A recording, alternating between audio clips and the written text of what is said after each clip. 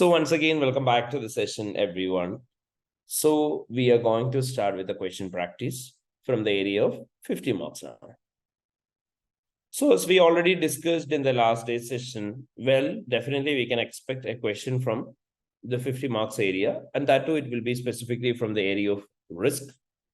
It can be or risk, business risk or risk of material misstatement. And at the same time, there can also be chances of having questions from the area of audit procedures. In addition to which, probably we can also expect question from the area of ethics as well. So we will start with a question which will cover all this area together. It's a question called Sunshine Hotel Group. It's question number 9, Sunshine Hotel Group. And in this question, the examiner has asked us to evaluate the significant business risk facing the group. So there can be chances of having multiple business risks faced by the group. So you have to evaluate each of the business risks that are being faced by the group. In addition, they have asked you to identify the risk of material misstatement, which should be considered when planning the audit. And in addition to evaluating the risk of material misstatement, they have asked you to prioritize the significant risk. So you have to prioritize the risk on the basis of its significance. So, well, we have already learned in the last day about the way in which we need to prioritize each of the risks. You need to consider whether there is any possibility of having fraudulent transactions like managerial bias.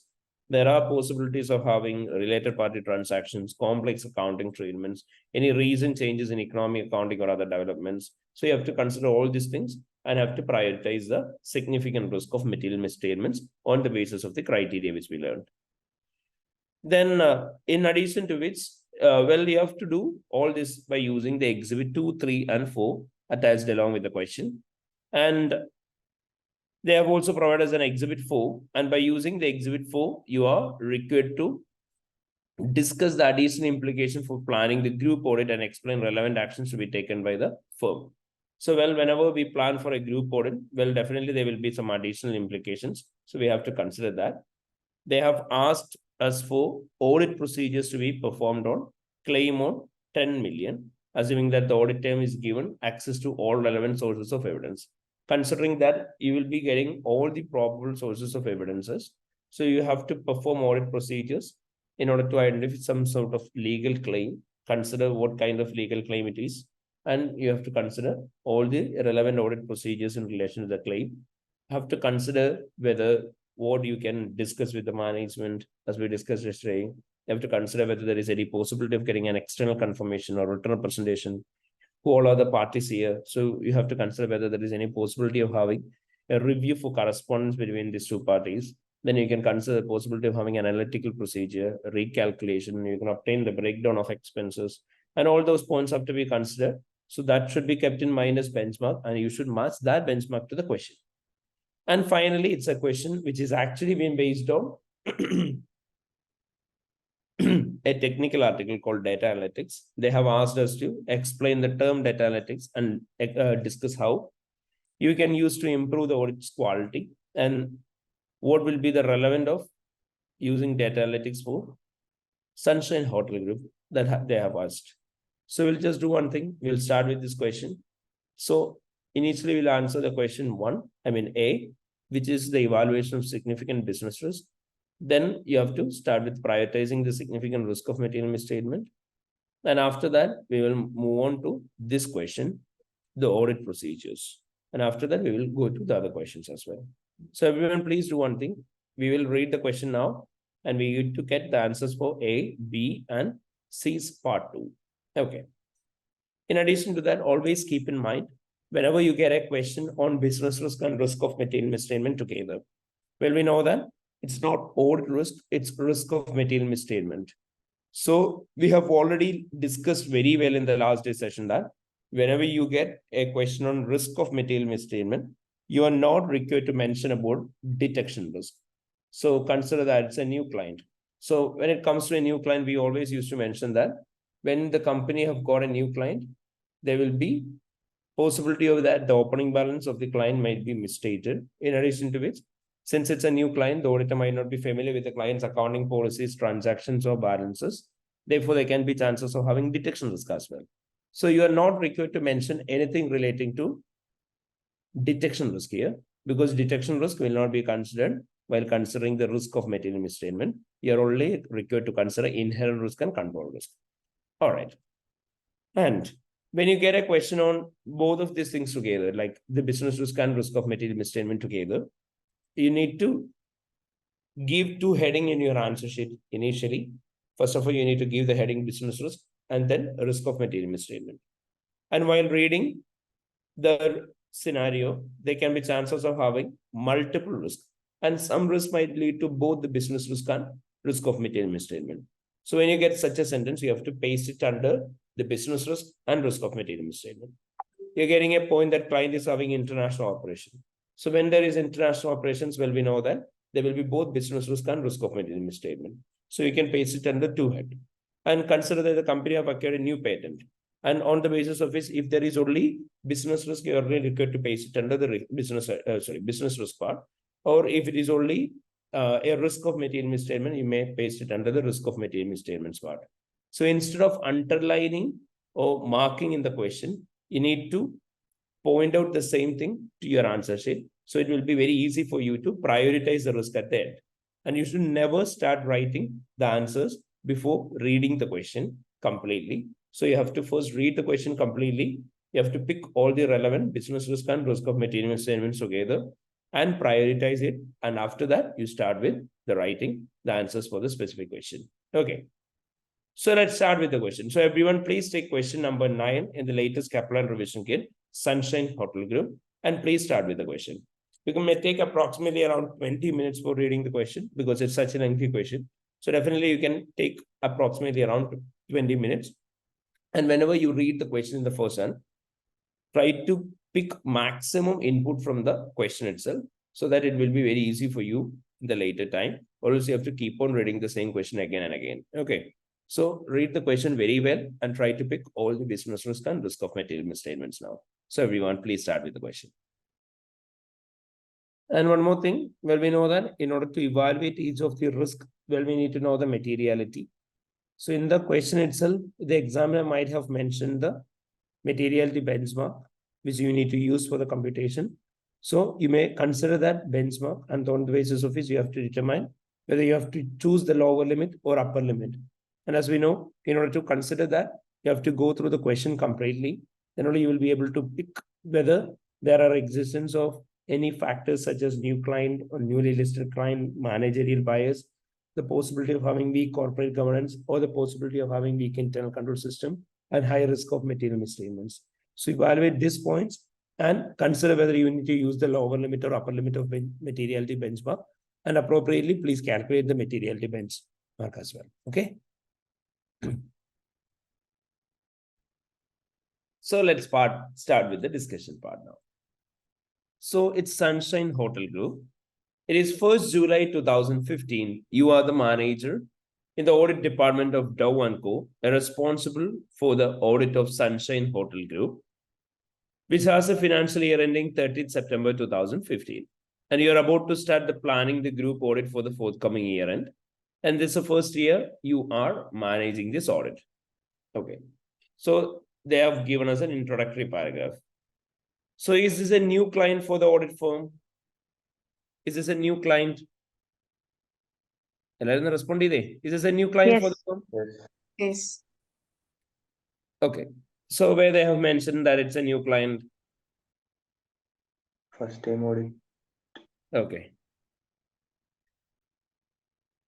You are about to start the planning the group audit for the forthcoming year. And this is the first year that you are managing the audit. It doesn't mean that it's a first year audit client, right? So you are responsible for the auditor. Sorry, you are responsible for the audit as an auditor for the first time. But the team is an existing team. So there won't be any possibility of having the threat which we use, the risk which we usually use to mention for the new client.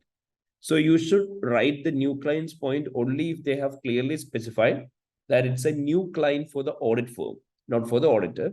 Because if the other members of the team is having proper knowledge about the client company, there won't be possibility of having high risk of detection. And at the same time, definitely, if our team was responsible for the prior year audit, there won't be possibility of having opening balance getting misstated. So if you write that point, you won't be getting any marks here. because it's not a new client for the audit firm. Clear? Okay. So they have asked us to respond back to the partner's email as usual. Then we have got the partner's email here. Hello, I have provided you with some information in the form of a number of exhibits, which you should use in the planning the audit of Sunshine Hotel Group. I held a meeting yesterday with the group finance director and a representative from the group audit committee, and we discussed a number of business developments during the year and plans for the future. Based on the analysis I have done on this industry, it is appropriate for the overall materiality to be based on profitability of the group. So they have told us that we will be responsible for the audit of the Sunshine Hotel Group. And the engagement partner already had a discussion with the group finance director. And on the basis of which they have discussed some sort of risk and things based on the audit. And he have told us to calculate the materiality on the basis of the profitability of the group. So in that case, we need to consider the profitability of the group. So the group's profitability level might be provided somewhere in the question. Yeah, they have got us here. In the financial performance part, the company's projected profit before tax is 10 million. So 10 million is the amount of profit for the current year. So what will be the benchmark in that case? Profit is 10 million. 5 to 10. Yeah, it's 5 to 10% of the profit. So what will be the benchmark as such? 5% means what will be the 5% of 10 million? 500,000. Yeah, it's 500,000 to 1 million, right? 1 lakh. So we'll consider whether to choose the lower or upper limit on the basis of the existence of other factors. Okay. All right. Then let's start with the scenario. The group owns and operates chain of 20 luxury hotels, all located in popular beachside hotel holiday resort. The hotel operates on all-inclusive basis, whereby the guests can consume unlimited food and drink and take part in variety of water sports, including scuba diving, as part of the price of their holiday. Each hotel at least 4 restaurants and a number of bars. The Sunshine Hotel brand is a market leader with significant amount spent on each year on marketing to support the brand. The hotels are luxurious and maintained to a very high standard and are marketed as exclusive adult-only luxury hotel destinations. When the customer book to stay in hotel, they are charged a deposit equivalent to 20% of the total cost of their stay, and a further 20% is payable 8 weeks before arrival. The remaining 60% is settled on departure. If a booking is cancelled prior to a week before the guest stay commences, then a full refund is given. And no refunds are given for cancellation within the week leading up to guest stay. So these are the things which we have got as background information. So on the basis of this background information, we need to pick the business risk from the scenario. And at the same time, we should also pick the risk of material misstatements here. Okay. So let's start with the scenario. So what all are the issues here? What all are the issues that are in the scenario? Luxurious service. Being a luxurious brand. Okay. Our audit client is in a luxurious industry. Okay. Luxury business. So what will be the business risk in case of a luxurious business client? The operations are very sensitive. The operations are very sensitive. Okay. So what will happen to the entity, such entities? When If economic there is any problems recession or arise, something, Mhm. affect Cash flow difficulties will be affected by these resistance or like that. Definitely. Okay. So you can mention that. So you have to give the heading luxury business and you can explain that. Sunshine Hotel Group is currently operating in a market whereby they intend to serve to the luxury market. So it itself creates a business risk, because when a company sells their product to a luxury market and when the business activities are not diversified, there are always possibility that if there are any changes in the market condition, it might directly affect the company's operations because the company will not be able to generate any amount of revenue or cash flows in the event of a recession or any other similar event which might create recession in the market. So since the company's operations are not currently diversified, the risk of having issue with the company's cash flow will be high. In addition to which, the client have already clearly specified that they are providing exclusive adult-only luxury holiday destinations. So definitely, this will not be a hotel which might be preferred by the families. So again, within the luxury market itself, they are going even more to a narrow market. So automatically, the possibility of having business risk will be high. So you can explain the same thing in your own words. So that will be the first business risk from the scenario. Then, is there any other related business risk or for the risk of material misstatements here? Yes, IFRS 15. Revenue recognition. Okay, so you can mention about IFRS 15 revenue recognition, which comes under the risk of material misstatement. So what will be the issue with IFRS 15 here?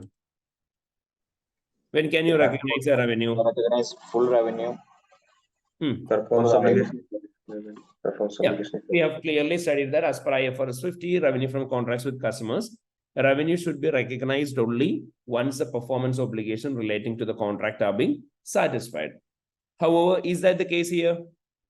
No, because the company gets 40% of cost of holiday in advance, and the group will be having a refund policy, and they will need to refund the amount of booking back if it is cancelled before a week, right? So this amount is a refundable deposit. So well, we know that when a company receives an amount of refundable deposit, it should be kept as a deferred income until the date on which the performance obligation relating to the contracts are being completely being satisfied. And what will be the risk here? They are not recognizing deferred income. Yeah, definitely there can be chances that the company might have already recognized the amount received as part of the company's revenue, which would result in understated liability, that's deferred income, and overstated amount of revenue and profit. Is that clear, everyone? Yes, sir. Yeah. Then let's move on with the scenario. So when you write the answer for this, always make sure that you should be clearly providing the materiality computation. But since the amount of revenue is not specifically provided based on the specific contract with the customer, you are not required to calculate the materiality. But instead, you need to start with the accounting treatment properly. Then you need to explain what will go wrong in that case, and finally show the impact that will be occurring over the company's financial statements. Okay? Yeah. The group has seen continued growth with revenue for the year to 30th September 2015 projected to be 125 million. And in the prior year, it was 110 million. And profit before tax is projected to be 10 million. According to the latest management accounts, the group's total assets are currently 350 million. Sunshine Hotel brand is not recognized as an asset in the financial statement because it has been internally generated. The group has a cash of 20 million at today's date. Most of the cash is held on short-term deposit in a large number of different currencies. Based on latest management accounts, group's gearing ratio is 25%. Okay. So any issues here? Audit risk. Yeah. Forex risk. Forex risk. Okay. So what's the actual Forex risk here? They are not using correct exchange rate. They are using exchange rates, but what they are not using financial instruments, right? Yeah. Yes. Yeah. So you can mention that the company is holding short-term deposit in different currencies. So automatically at the year end, what we need to do? We need to retranslate the value to the year-end closing rate. And the gain and losses on the retranslation should be taken either to P&L or OCI. Which one? P&L. Yeah, it have to be taken to the P&L. And what will be the risk there? There can be chances of having two risks there. Either there can be chances that the company might not have retranslated the retranslated the financial Or- assets. Yeah.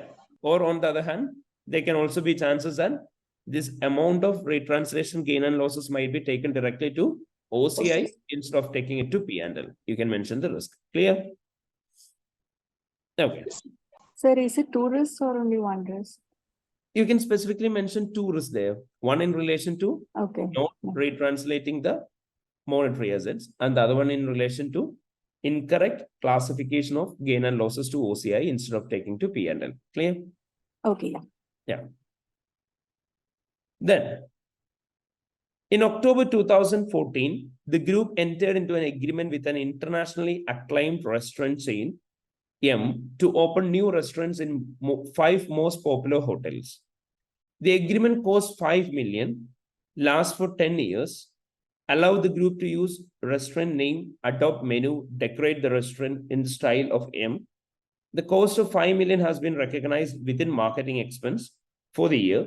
After a period of refurbishment, new restaurants opened in all 5 hotels on 1st April 2015. Okay. Is there any business risk or risk of material misstatements here? There is a risk of material misstatement. Actually, the 5 million, it's an intangible asset license, and we need to amortize over 10 years. But they recognize it in their financial statement as a marketing expense. It is a wrong recognition. Exactly. So, we can clearly mention there that the company have purchased an intangible asset called the brand name for 5 million.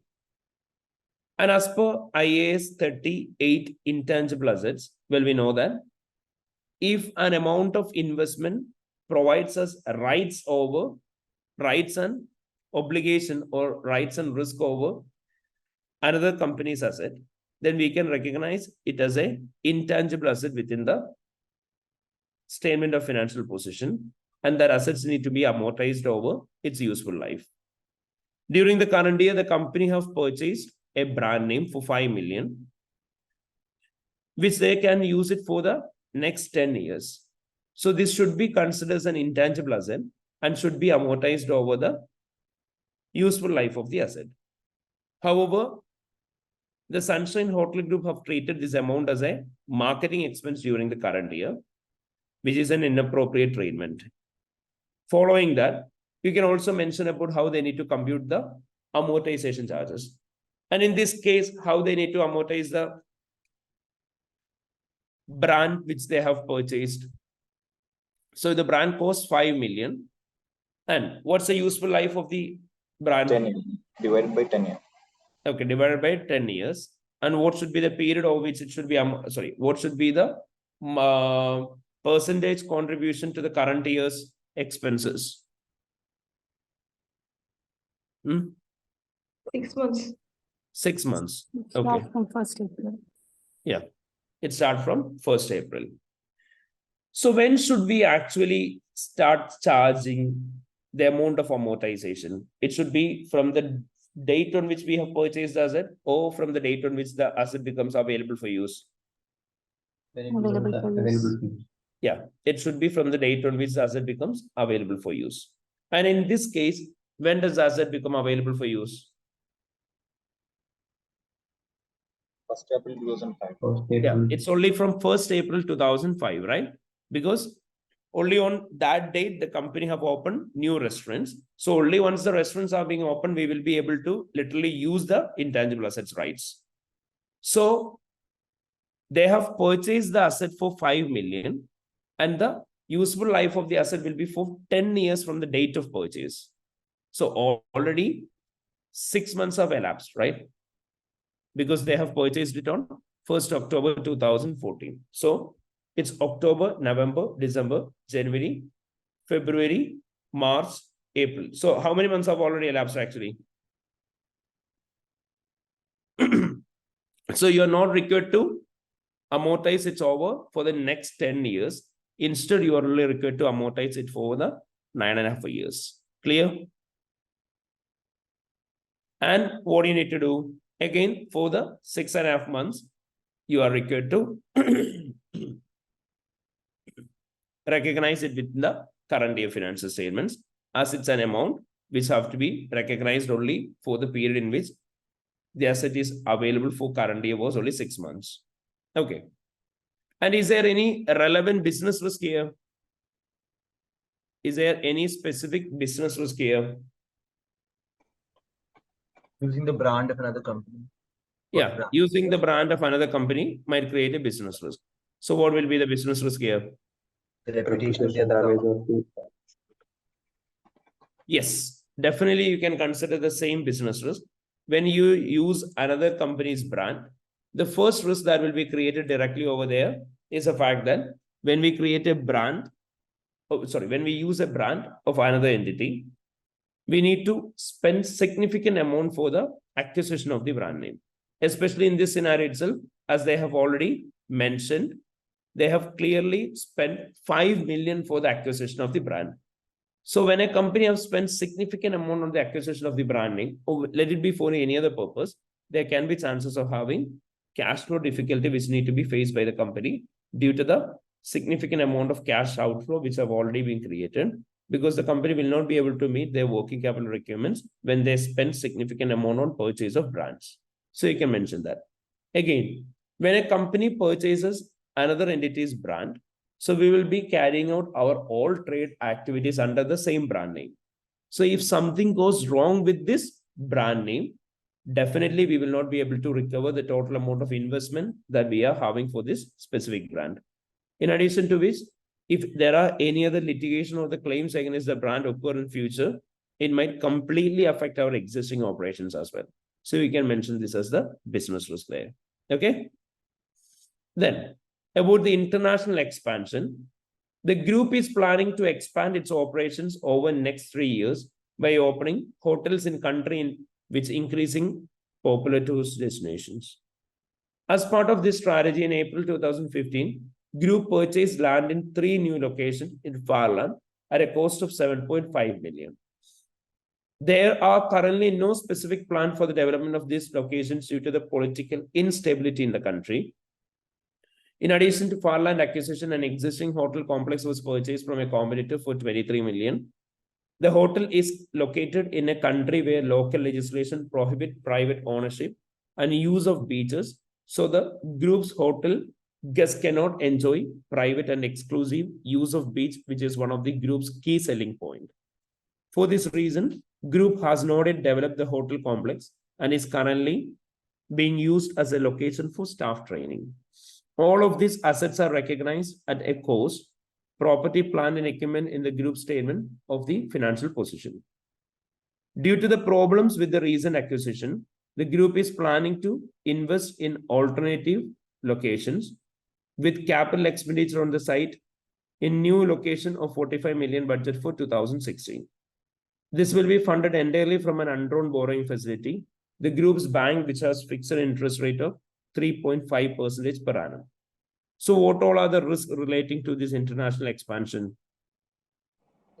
True risk according to Political instability. Okay, political instability. So what will be the risk? Is that a business risk or a risk of material misstatement? business risk. Risk of material statement. Yeah, definitely the political instability might lead to business risk as well as risk of material misstatement. Okay. So you can do one thing. When it comes to the business risk, political instability can be combined together with a point. Which one is that? International operations, right? So the company or the group is having international operations. So what will be the risk that might be arising when an organization is having international operations? The first thing, as we identified, definitely there will be political instability and economic issues for the market. And when a market is having political instability, what will be the cause there? There can be chances that no, directly relating to the political instability, what will be the risk? Valuation of the Business risk. The first thing is that when there is significant amount of political instability, the client will not be able to properly plan or budget, right?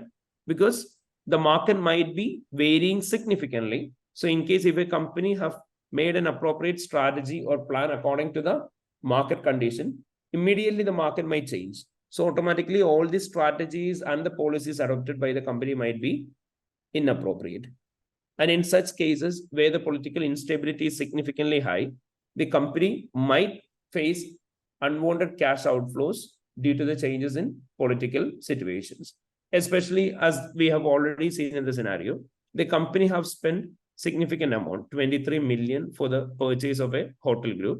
But, and unfortunately, the whole amount which the company have invested have become worthless, because even though the company have invested the amount for the purchase of a hotel, and they are currently not able to run the hotels there because the government will not allow exclusive right on the beach, or they will not be allowed to use the beach for private purpose.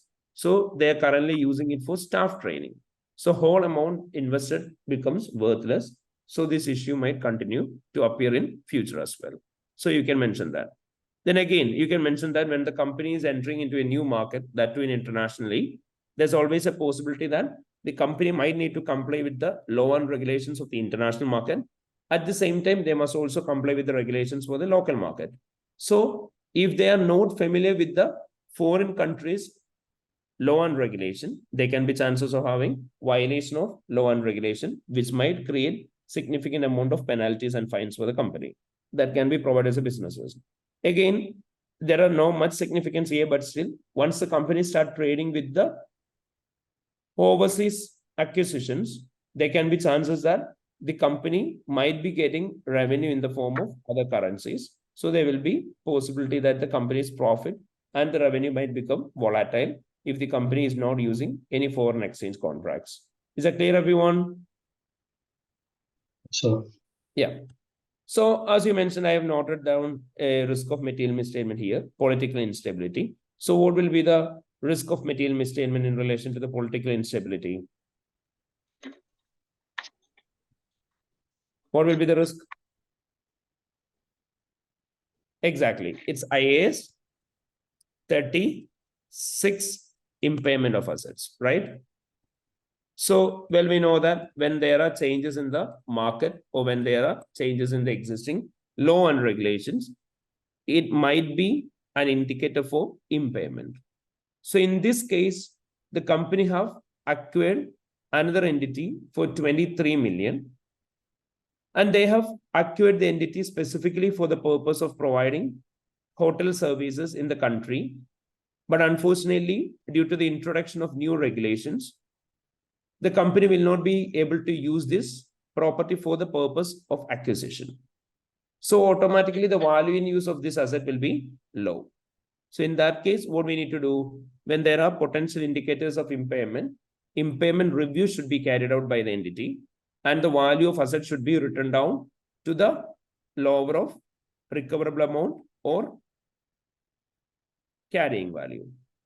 And there can be chances that the company might not have carried out the impairment review appropriately. So in that case, the value of asset will be overstated and the related impairment expenses will be understated. So that will be the risk there. Is that clear, everyone?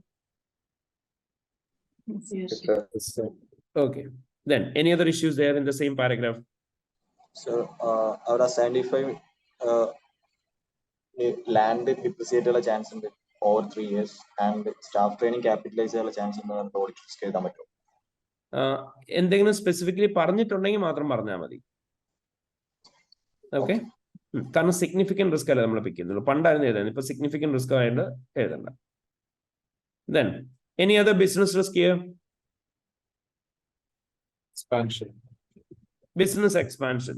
Okay. I was speaking. So what will be the business risk in relation to the business expansion? So actually you can mention two risks here. First one is that business risk. It's an inappropriate strategy for the company, right? Why? Why? It's an inappropriate strategy. Exactly. As we have already seen, they have invested in the invested in the new international operations exclusively for the purpose of operating their hotel groups along with their star facilities such as private beaches and pools. But unfortunately, now they are not able to use the property for the purpose of acquisition. Instead, they are using the same property for the staff training. So the whole amount which their company have already invested has become worthless. And definitely the company might face cash flow difficulties as well as investment issues in relation to this. So you can mention that it was an inappropriate strategy from the side of the entity, because if the company might need to spend much more amount in the upcoming years for the project which they have already invested in, their existing smooth operations might also get affected. So you can mention it as a business risk by further explaining it. Then at the same time, as we have already seen here, on the basis of the recent acquisition, group is planning to have further fund requirement. So they are using an undrawn borrowing facility with the group's bank at an interest rate of 3.5% per annum. So literally they are having business expansion through bank loan. So what will happen when a client company takes business expansion by taking bank loan? What will be the risk there? Yeah, definitely we know that when a company takes significant amount of bank loan, you can consider the company's bank loans amount. So they are taking a bank loan of 45 million. So the 45 million's 3.5% have to be taken to consider the amount of interest. Then you can compare with the company's current year profit of 10 million. So definitely the interest for the current year new loan will be representing one major part of the profit before tax figure. So automatically the company might need to spend significant amount on the interest expense. So automatically the profit of the company will be reduced, thereby affecting the profitability. In addition to which, we know that when a company takes significant amount of loan, there can be chances that they might have already attached loan covenants to their existing loans. So that loan covenants might also be breached. So if any of the loan covenants are breached, then in that case, the company might need to pay back the whole amount of loan immediately, which might create further cash flow difficulties for the company, as the company need to pay back significant amount of their loan. So explain it further as business risk. Is it clear, everyone? So gearing ratio 25% mentioned business risk already. Same data use here. Gearing 25% already. In loan edukumbethum, it 25% is significantly good because they're taking around 45 million, right? So our further covenants breach our chance to. Okay. Is there any business risk? Sorry, risk of material misstatements? IAS 23 borrowing cost below. IAS 23 borrowing cost directly below every day. Because capitalization asset is borrowing cost situation consider. We will be able to consider the borrowing cost only if it's a qualifying asset. So they haven't mentioned anything relating to that. And not they are planning to take the loan. Sorry? IFRS 9. IFRS 9. Okay, what will be the treatment? Liability to treat fair value. No, they have not taken the loan. The group is planning to invest in alternative location, right? With the capital expenditure on the side, this will be funded entirely from the undrawn borrowing facility, which means they haven't mentioned that they have taken the loan. They are planning to take the loan only. Clear? Is it a subsequent event which needs to be disclosed? No, not really. Not really. What else? Loan management chance. Exactly. So you can consider the possibility of having a management bias here. Clear? Because well, we know that the company need to take a significant amount of bank loan. However, in order to get this bank loan, the company is not already having a proper good growth in their financials. So there can be chances that the existing figures might also be overstated for the purpose of getting the bank loan. So you can explain it further as managerial bias. You can consider including all your assumptions on the basis of which a client might overstate their financials. So you can consider the possibility of having a management bias here. Okay. Then about the hurricanes, Two of the group's hotels are located in a large area prone to hurricane. And unfortunately, only last week, a hurricane caused severe damage to both of these hotels. Under the group's hurricane guarantee scheme, customers who were staying at the hotel at the time of the hurricane were transferred to other group hotels at no cost to the customer. Customers with the booking to stay at the closed hotels have been offered a refund of their deposits or to transfer the reservation to a group hotel under the term of the scheme. The hotels are closed while the necessary repair work, which take 2 months, is carried out at an estimated cost of 25 million.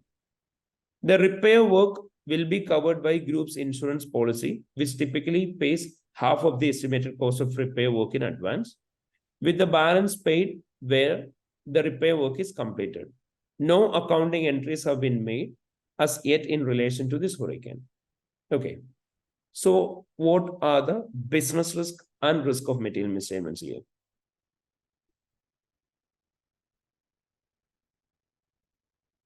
What are all the business risks here, firstly? Is there any specific business risk? Environmental risk പറയാൻ പറ്റുമോ? Environmental risk പറയാം, which means that hurricane itself is a risk, right? Hurricane എന്ന് പറയുന്നത് തന്നെ എന്താ ഇവിടെ risk ആണ്. Why? Because it is creating significant amount of loss for the company, right? They have already clearly mentioned that the hurricane have caused severe damage to the hotel, and the company have already introduced a hurricane guarantee scheme whereby the customers should be provided with either refund or they need to be transferred to other hotels of the same group.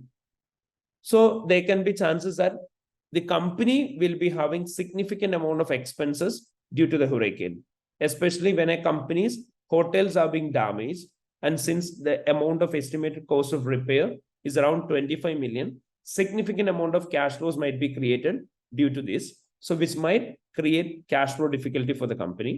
In addition to which, all the revenue collected need to be either be repaid back to the customer or the customer should be transferred to other hotel at no extra cost to the customers. So all this amount have to be bared by the company itself, and the revenue of the company might also not be appropriate to meet the expenses that might occur due to the hurricane. So this might create significant amount of cash flow difficulty for the company. So you can mention that. Is that clear? Okay. In addition to which, you can also include the points in relation to the insurance as well. So the company is expecting a partial payment by the insurance company. And in case if the amount of damages caused by the hurricane are not been borne by the insurance firm, automatically the whole amount of liability need to be settled down by the client company itself. So the client company might face difficulty in having working capital for the upcoming year's operations. So you can mention that. Is that clear, everyone? Yeah. So what will be the risk of material misstatements here? What will be the risk of material misstatements? 25 million revenue amount. 25 million revenue? Derecognize ചെയ്യില്ല എന്ന് പറയാം. 25 million revenue അല്ല. They need to 25 million is the recognize the amount that is provision. necessary for the repair work. അല്ല, revenue refund ചെയ്യണമെന്ന് പറഞ്ഞില്ല. ആ refund ചെയ്ത amount revenue ആയിട്ട് ഓൾറെഡി റെക്കഗ്നൈസ് ചെയ്തിട്ടാണ് അത് ഡീറെക്കഗ്നൈസ് ചെയ്യണമെന്ന് പറയാം. Okay, fine. Okay, yeah. There are some customers who have already cancelled the contract with the company. So in that case, what we need to do? We need to refund the whole amount of deposit back to the customers. So in that case, a refund liability have to be created when it becomes probable that the whole amount have to be refunded. And in addition to which, revenue should be derecognized and any amount of receivable should be written off from the financials. What will be the risk there? There can be chances that the company might not have done it appropriately, resulting in overstated revenue and receivables. Okay. Then what will be the other issue in relation to the hurricane itself? What will be the other issue? Where issues on the line? Provision. Okay. So for what purpose we need to create a provision here? What's the purpose of provision? Damage വന്നതുകൊണ്ട്. Damage വന്നിട്ടുണ്ട്. അപ്പൊ എന്തുകൊണ്ടാണ് provision create ചെയ്യേണ്ടത്? Why specifically provision? അത് provision വരുമോ? കാരണം insurance amount full ആയിട്ട് അത് സെറ്റ് ചെയ്യുന്നില്ലേ? പ്രൊവിഷൻ വെക്കേണ്ട ആവശ്യമുണ്ടോ? പ്രൊവിഷൻ വെക്കേണ്ട ആവശ്യമില്ല. നമ്മള് അത് നമുക്കൊരു ലാബിലിറ്റി വരുമ്പോഴല്ലേ അത് provision വെക്കേണ്ടതുള്ളൂ. Exactly. So a provision have to be created only when there's a probable future cash outflow for the company based on their present obligation. So it's an amount of repair work which the company need to spend in future, for which they are not having any present obligation now, right? So there are no requirement for the specifically recognizing provision in relation to the damages caused, but there's something else here. Guarantee. Guarantee. When the guarantee? Guarantee scheme in the assets in the value Assets in the value decrease ആയിരുന്നു. Decrease ആയി. Property plan അപ്പൊ എന്ത് ചെയ്യണം നമ്മള്? impairment അല്ലെങ്കിൽ remove ചെയ്യണം. Yeah, definitely. They have clearly mentioned that the hurricane have caused significant damages to the company's property. So it's an indicator of impairment, right? It's an indicator of impairment again here. The company need to consider all their assets whose value have been diminished as a result of the hurricane's impact. So the company should have carried out impairment review for the asset, for the non-current asset during the current year, and any amount of impairment loss should be recognized in the financial statements. And what will be the risk here? There can be chances that the company might not have appropriately carried out the impairment review of the asset. And if it is not carried out appropriately, there can be chances that the impairment expenses might be understated and the amount of value of asset will be overstated. Okay. Then what else? How do we need to treat the amount of insurance? Shall we show it within the current year financial statements? Half defer ചെയ്യണം, half recognize ചെയ്യണം, other income ആയിട്ട്. Okay, half should be deferred and half should be recognized. So when can we recognize an amount of receivable?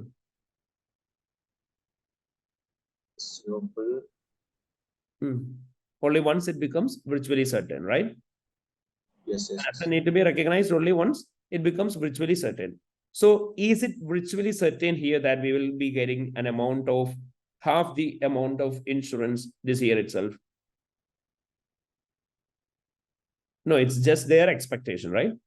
The repair work will be covered by the group's insurance policy, which typically pays half of the estimated costs of the repair work in advance, with the balance being paid when the repair work is completed. No accounting entries have been made yet in relation to the hurricane. So the actual treatment should be carried out only when it is confirmed that we will be getting the insurance amount, which means at least the insurance companies should send a confirmation to the company stating that the amount for the insurance will be released on a particular day. In that case, the amount will become virtually certain. If not, if it is only a probable cash inflow, they are only required to disclose it in the company's financial statements as a contingent asset. So in case, if it is not probable, then no accounting entry should be passed in relation to the receivables, but the company should have carried out adequate amount of expenses recognized in relation to the hurricane. And since the company have not yet passed any entries, it is inappropriate that the company's current year profit will be overstated, and at the same time, the value of asset will also be overstated. Is that clear, everyone? Yes. Okay. Yes.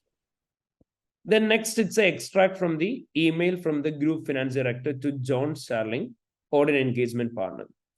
The group's lawyer has received letter from the Ocean Protection, a multinational pressure group which aims to safeguard marine environments.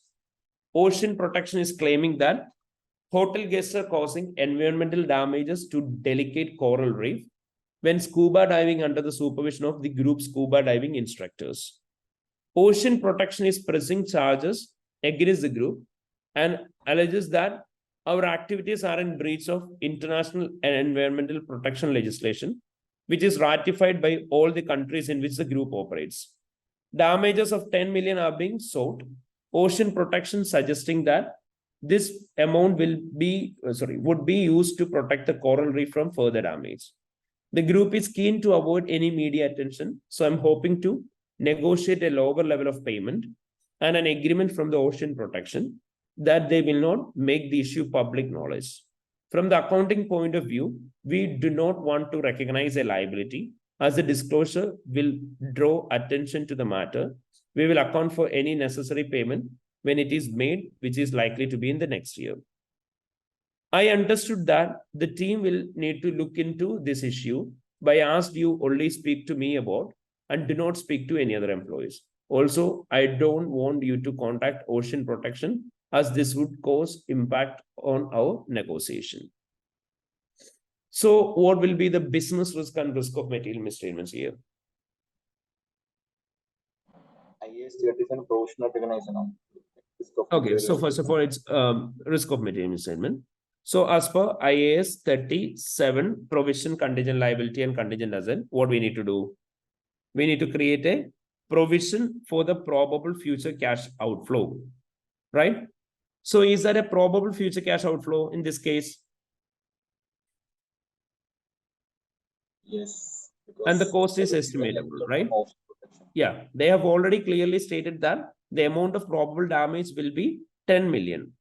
So in case if there is a probable future cash outflow for the company should have created adequate amount of provision. And if at all it's not probable, and if it is possible, then the company should have created a contingent liability by appropriately disclosing it in the company's financial statements. Since the amount of damage of 10 million is already estimatable, there is either a possibility of probability for the amount to be paid. And since the company have stated that they are not recognizing any liability or disclosing it in the financial statements, and they are stating that they will directly make the payment once it's likely to be paid in the next year. So it's inappropriate treatment. The company's provision will be understated and profit will be overstated if it's a probable outflow. Or on the other hand, if it's a possible cash payment, which is in the upcoming year, there can be chances that the company's disclosures in the financial statements relating to the contingent liability will be materially misstated. Is that clear, everyone? Yes, sir. Yeah. And what will be the business risk there? Public അറിഞ്ഞിട്ടുണ്ടെങ്കിൽ bad figure bad Okay. impact. Okay, fine. So we can mention the same point. Okay. It's the violation of environment protection legislation, right? The company have violated an environment protection legislation. So definitely you can easily mention the business risk here. When a company have violated any kind of legislation, there's always a possibility that company will need to pay significant amount of penalty and fine. And in this case, it is already clear that we need to pay an amount of 10 million for the settlement of this court case. In addition to which, there will be additional legal expenses incurred for the company during the course of this litigation. And well, we know that our company is involved in the business where we provide scuba diving training and other related service in a luxurious market. So there can be chances that this might get into media attention. And in that case, the competitor might use this information to adversely affect our business. So automatically, there can be chances that the existing customers who have already taken training with the entity or any kind of long-term contract with the company might be willing to cancel the contract due to the violation of these environment regulations. So in that case, it would potentially further lead to reduction in the company's revenue and cash flows. And in addition, creating an increase in the amount of cash outflow due to the litigation might result in cash flow crunch for the company. So you can mention that as a business risk. Clear? Is that clear, everyone? Yes, sir. Okay. So these all are the relevant and important business risk and risk of material misstatements, which you can consider directly in relation to the scenario. Okay. And on the basis of this, let me ask you guys. So in this case, do we need to take the lower limit or upper limit for the benchmark materiality? Which one we need to choose on? Lower 5%. Is that a new client or a newly listed client? upper limit. Huh? In Is that a new between. client or a newly listed one? No, it's not, right? No. So we are not required to choose the lower limit. We can directly go on to the upper limit. Is there high risk of material misstatement and managerial bias here? Management bias in the Manage. Yeah, management bias is slightly there as they are taking a new loan, right? Okay. And is there any existence of weak corporate governance or weak internal control system? Is there anything mentioned in the scenario? No. Nothing as such, No. right? So there is possibility of having slight management bias.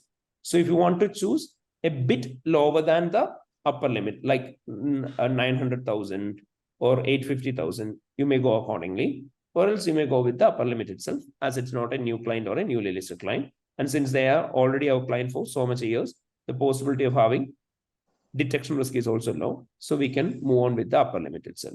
Is that clear? Yes, sir. Okay, fine. So just fix the materiality and you have to give your justification for the choice of materiality as well. Okay. Then they have asked us to design the audit procedures to be performed in relation to the claim of 10 million, assuming that the audit team is given all access to relevant sources of audit evidence. So what we can do as the audit procedures here in relation to the environment claim of 10 million damages which we need to pay for the violation of the ocean regulations. So what all are the procedures that can be performed by the auditor? There are many recalculation. Sorry? Recalculation. Recalculation of what? Damage in amount. See, we will be able to recalculate the amount of provision only if they have recognized it, right? But they haven't passed any accounting entries or they have not included any amount of liability. So we will not be able to recalculate it. Okay. Recalculation should be done only if the client have already calculated that. So here the client haven't made any calculation. So we cannot recalculate that. What else you can do? Legal confirmation. Respondent. Yeah. What kind of legal confirmation and from whom you can obtain that? From the client. From the legal advisor, right?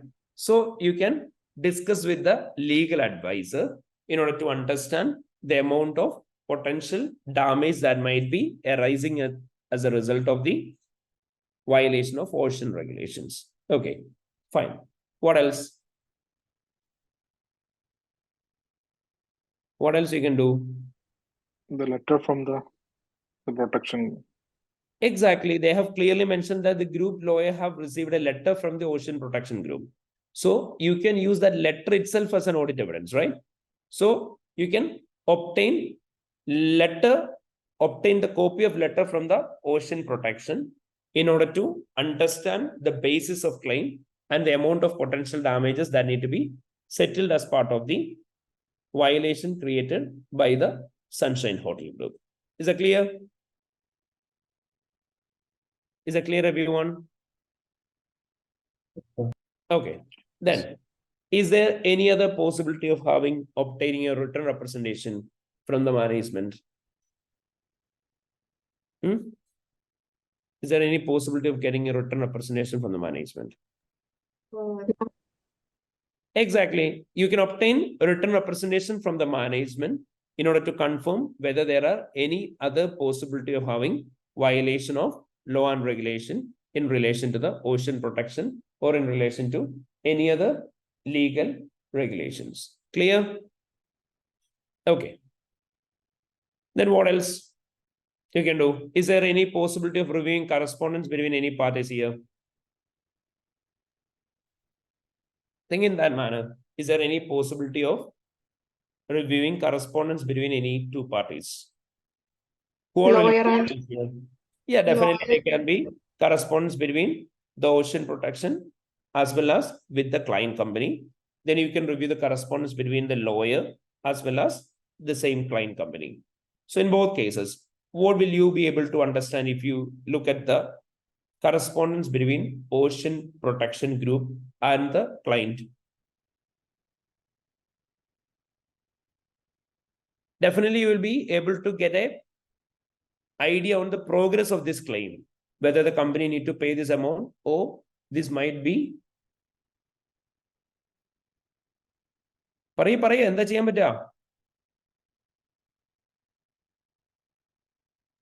I've already given you the clue. You can use it. Review the Create a provision. correspondence between Ocean Protection Group and the client in order to understand the progress of the claim and to determine whether the amount of 10 million have to be settled in the near future to recognize the provision. Clear? Is it clear, everyone? Okay. Yes, sir. What else you can do? You can obtain and review the correspondence between the group and the group lawyer for what? To understand whether there is a present obligation for the client company to settle the amount of penalty arising as a result of the violation of the legal regulation. Then, Disclosures relationship. okay, so you can consider whether they have already disclosed the things in the financial statement. So you can review the draft financial statements in order to confirm whether Sunshine Hotel Group have disclosed the disclosures in relation to the violation of regulation as a contingent liability in the company's financial statements as per IAS 37 provision contingent liabilities and contingent asset. Is that clear, everyone? Then breakdown obtain ചെയ്തിട്ട് ഈ provision operating expense No, included. we are not required to do that. Why? Because we will account for any necessary payment once it's made and it's likely to be in the next year, and they don't want to recognize a liability. So they have not recognized it as a liability. So they have already told us that they haven't done anything in relation to this. So in that case, do we need to get the breakdown? No, we are not required. Clear? Okay. So this is how you are required to include the audit procedures in relation to the violation of the regulations. Is that clear, everyone, Paka? Is that clear? Yes, sir. All right. So this will be the way in which we will be identifying and evaluating each of the business risk and risk of material misstatements. And once after identifying the risk of material misstatement, you need to prioritize it on the basis of the significance. So which of this you can consider as one of the most prioritized risk of material misstatement? Actually, this is one of the old questions, so you won't be able to prioritize that easily. But still, which one? Is there any complex accounting treatments here? IFRS 15. Yeah, it's IFRS 15 revenue recognition. You can consider that. In case of managerial bias also, you can give it first priority. Then what else?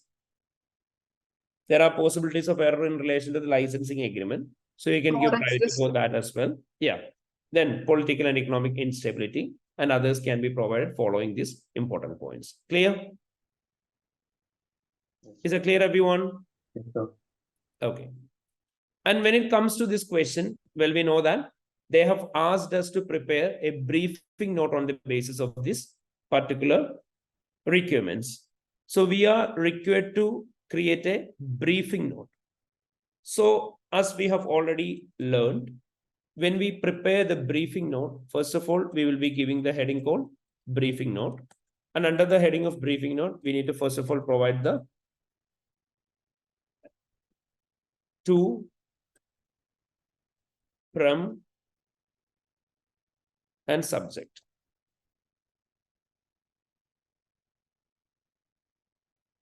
Okay, this have to be provided for the professional mark. So well, we know that we have received the email from the group audit engagement partner. So we will be responding back to the audit engagement partner. And they have told us that we are the audit manager for this client company's audit. So the letter will be from the audit manager and the subject will remain the same. Okay, it's a audit planning of Sunshine Hotel Group. Then right after that, you have to give the introduction paragraph. So you have to give the heading introduction. And you can mention that this briefing note is relating to the audit for the year ending Audit for the year ending. What was the year end? 30th September 2015. 30th September 2015.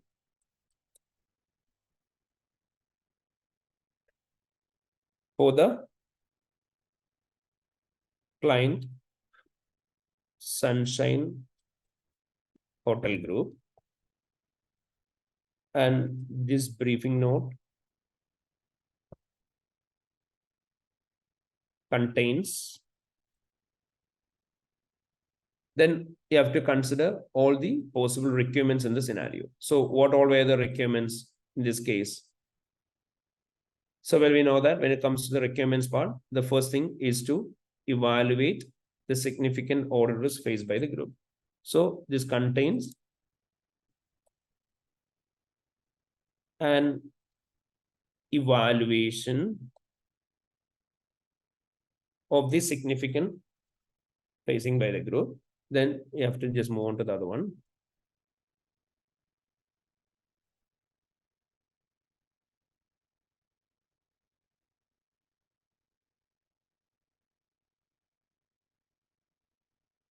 And also the significant risk of material mismanagement by the group on the priority. In addition to this, we have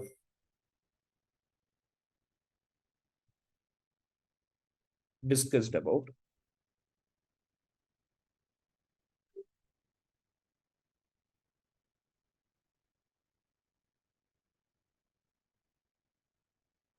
and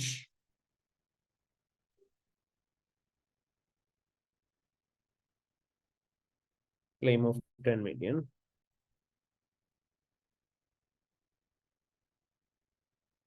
Finally,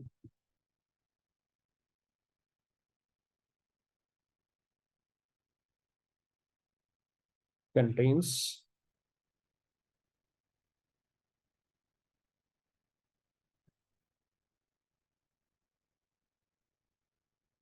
a discussion on audit quality. So this is how you will be giving the introduction part of the briefing note. So literally you can use the things that are mentioned in the requirement part. So this requirement part can be directly be converted to the introduction part of the briefing note. Is that clear, everyone? Yes, sir. Okay. Then you need to provide the business risk heading first. And then you have to include all the possible business risk there after prioritizing it. Well, there are no much prioritization required for the business risk. And right after that, you may pick and explain all the risk of material misstatements. Okay. So after including that, you can mention all the risk of material misstatements. But before explaining with the risk of material misstatement, you need to provide the materiality heading first. And then you need to mention that the materiality for the audit have to be, the materiality for the audit have been chosen on the basis of the profitability of the group. And the benchmark taken is 5% to 10%. That is 500,000 to 1 million for the current year. And then explain on the basis of what judgment you have chosen that. Then you can mention that the materiality for the financial statements have been determined in the planning stage of the audit. And we have decided to choose the upper limit of materiality as it's not a new client or a newly listed client, or there are no much significant risk of material misstatements, internal control weakness, or corporate governance weakness. So the materiality have been decided to choose as the upper limit. And the materiality has been determined in the planning stage. And as the materiality has been determined in the planning stage, it might be revised during the course of audit and reviewed throughout the audit as necessary. So this is what you need to state in the materiality paragraph. And immediately after providing the materiality paragraph, you can identify each of the risk of material misstatement and you can explain it in your own words. But always make sure that in case of materiality computation required, or if you have got a figure, you have to compute the materiality, then you need to provide the accounting treatment that is required. Then you have to clearly mention about what will go wrong there. And finally, the impact of the financial statement should also be clearly mentioned. Is that clear, everyone? Yes, sir. Is that clear? Yes, sir. Okay. And once after including answers for all the requirements, ensure that you are also providing a proper conclusion here. So when you express the conclusion, you should just make sure that you are just giving an overall conclusion to whole requirements that are being requested by the engagement partner. So you can just mention that this briefing note clearly defines all the risk of material misstatements, audit procedures, as well as business risks that are being faced by the client. And all this have to be considered while planning for the client company's engagement. An appropriate audit strategy have been adopted to reduce the audit risk to the acceptable level. So just give a overall conclusion for all the requirements, and you can conclude the answer by that. So this is how you have to clearly provide answer for each of the briefing note related question. That's a area of 50 mark question. Okay. And whenever you give answers, always make sure that you are also focusing on the professional marks. So basically, when it comes to the professional marks, you will be getting 4 sets of professional marks. One in relation to the communication, which means you need to respond to the partner's email properly, that you need to prepare your answer in the form of briefing note, and you need to use the same materiality benchmark for the computation. You will be getting marks for that. For analysis and evaluation, that means you need to apply to the scenario, data to the scenario. So whenever you give an answer, it should be based on scenario-based answer. So you'll be getting marks for that. Professional skepticism and judgment, if you appropriately explain the materiality level, then in case if you have identified the possible connection between the scenario, like say, for example, if it is mentioned about a new loan, and if there is corresponding increase in the amount of revenue, you can link both, for which you will be getting professional skepticism and judgments come out. And when it comes to the commercial acumen, you need to provide plausible conclusions, which means you need to appropriately suggest the audit procedures on the basis of the scenario. You need to appropriately provide conclusions in case of ethical threats mainly. So in that cases, you will be getting marks. So that's a professional mark based on commercial acumen. So more detailed breakdown on professional marks is provided at the end of your answer.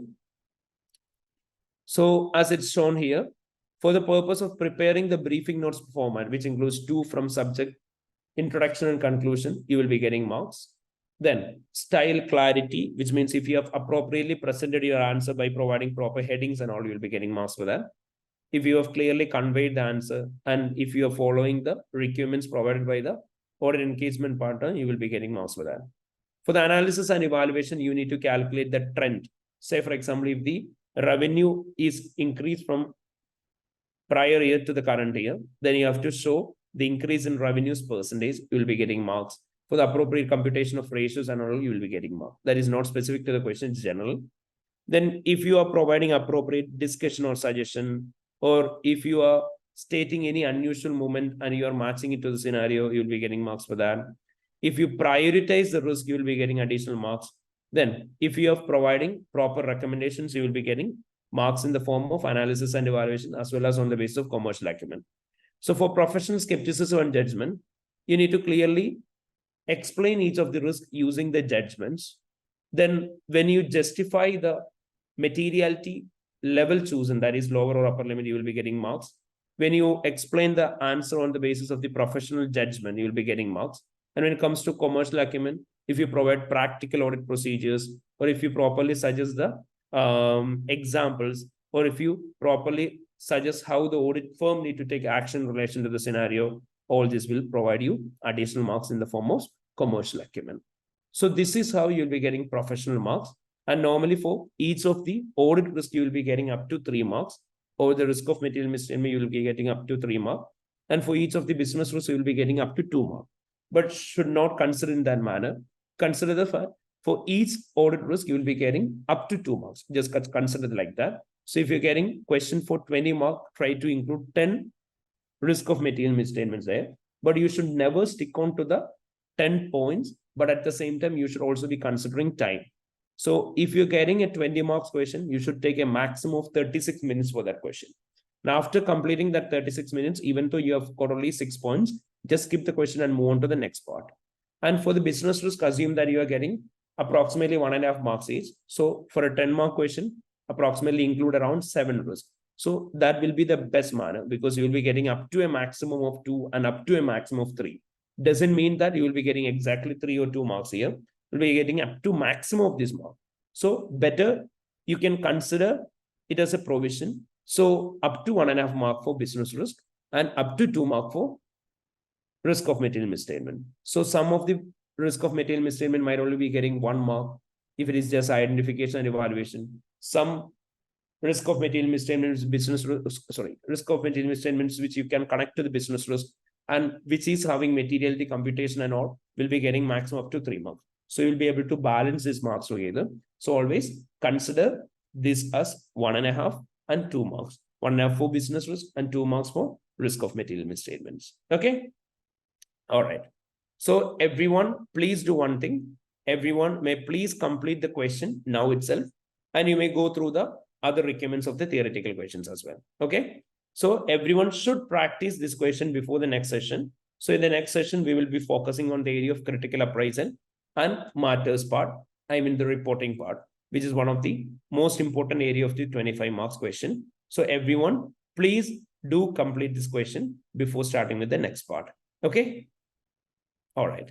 So that's it, guys. Thank you so much. Bye. Thank you.